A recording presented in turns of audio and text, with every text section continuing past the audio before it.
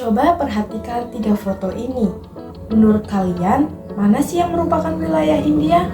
Sekilas mungkin terlihat seperti berasal dari 3 negara yang berbeda, tapi siapa sangka ketiganya berada di negara yang sama, India.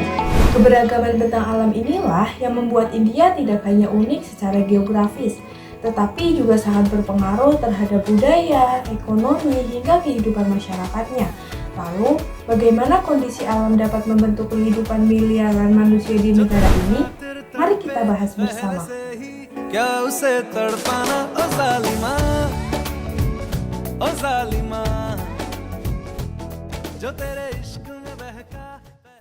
India merupakan negara yang terletak di kawasan Asia Selatan.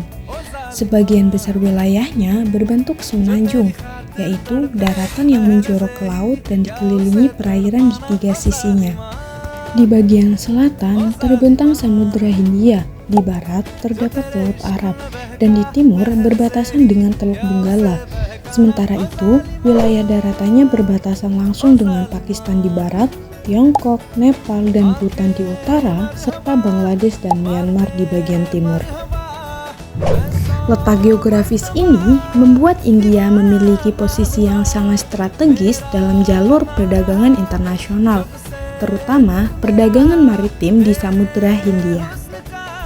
Secara astronomis, India terletak pada 8 derajat 4 menit lintang utara hingga 37 derajat 6 menit lintang utara dan 68 derajat 7 menit bujur timur hingga 97 derajat 25 menit bujur timur. Posisi ini menyebabkan wilayah India berada pada zona tropis dan subtropis. Meskipun wilayahnya sangat luas, negara ini hanya menggunakan satu zona waktu resmi, yaitu Indian Standard Time. Akibatnya, terdapat perbedaan waktu matahari terbit yang cukup besar antara wilayah barat dan timur India. Dengan luas wilayah sekitar 3,28 juta kilometer persegi, India menjadi negara terbesar ke-7 di dunia. Garis pantainya mencapai lebih dari 7.500 km dan luas wilayahnya sekitar 1,7 kali lebih besar dibandingkan luas wilayah Indonesia. Bentang alam India menunjukkan kondisi topografi yang sangat beragam. Di bagian utara berdiri pegunungan Himalaya, yaitu pegunungan lipatan muda yang terbentuk akibat tumpukan lempeng India dengan lempeng Eurasia. Pegunungan ini membentang sepanjang hampir 2.900 km dan terbagi menjadi 3 jalur utama, yaitu Himadri, Himachal, serta Siwalik. Di sebelah selatan Himalaya, terbentang dataran Gangga dan Indus yang terbentuk dari endapan sungai Gangga, Indus, dan Brahmaputra. Sementara itu, bagian barat India didominasi oleh Gunung Thar di wilayah Rajasthan. Kawasan ini memiliki kondisi kering dan tandus dengan curah hujan yang rendah. Berbeda dengan wilayah utara dan barat, bagian selatan India berupa dataran tinggi semenanjung yang dikelilingi oleh pegunungan Ghat Barat dan Ghat Timur. Wilayah ini dipenuhi perbukitan dan pegunungan seperti Aravalli, Vindhya, dan Satpura. Di bagian paling selatan terdapat perbukitan Nilgiri yang menjadi titik pertemuan Ghat Barat dan Ghat Timur. Secara geologis, wilayah ini berada di atas lempeng India yang terus bergerak ke arah timur laut dan bertabrakan dengan lempeng Eurasia. Pergerakan ini menyebabkan pegunungan Himalaya terus mengalami pengangkatan hingga saat ini.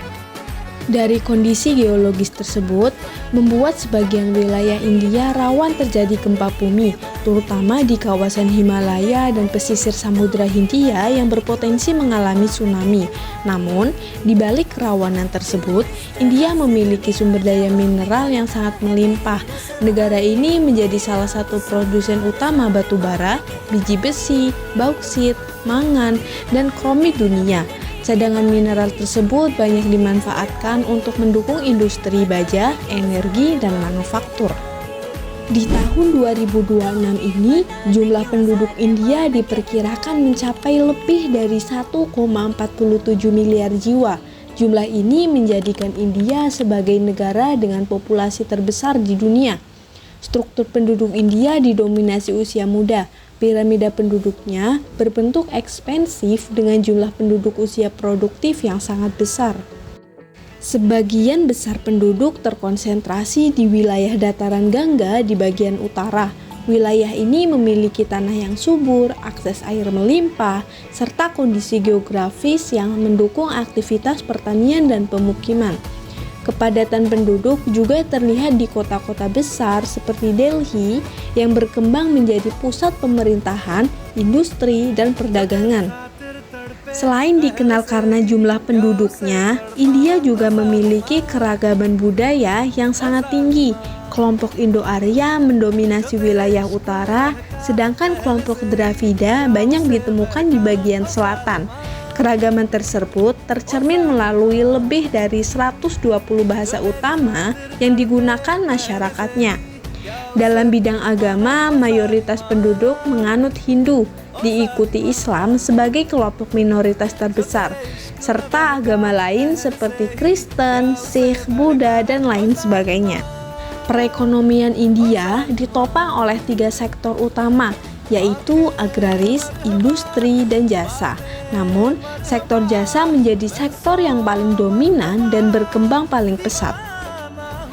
Perekonomian India juga didukung oleh beberapa kota metropolitan utama, yaitu Mumbai, Delhi, Bengaluru, dan Chennai. Di balik perkembangan ekonominya, India masih menghadapi berbagai tantangan lingkungan dan sosial.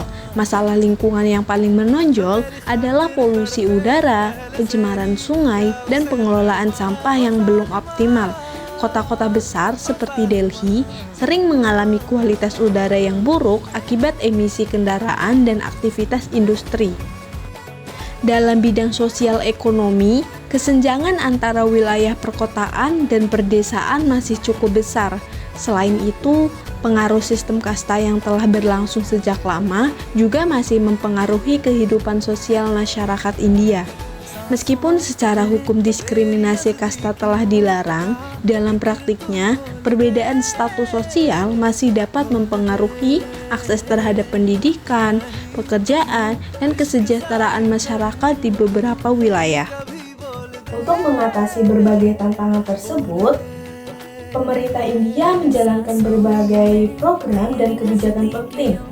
Dalam bidang lingkungan, India menerapkan National Clean Air Program untuk mengurangi polusi udara di kota-kota besar melalui pengawasan emisi kendaraan dan industri.